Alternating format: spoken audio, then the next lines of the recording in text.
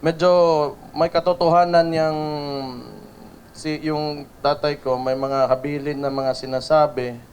Pero I just want to tell you that hindi naman talaga natin alam kung ano mangyayari. We have a trial this September. Gusto ko para sa inyo na you should remain optimistic.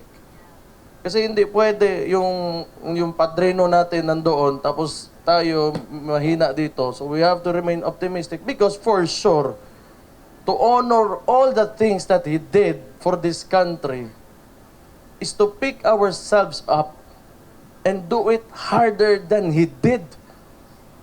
Kailangan push talaga tayo.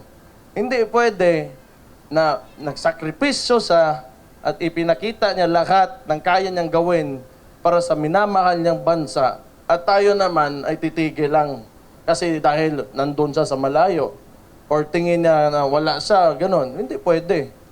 It is our responsibility now. Kasi kung hindi natin i-absorb or tanggapin yung responsibility because he only showed the way.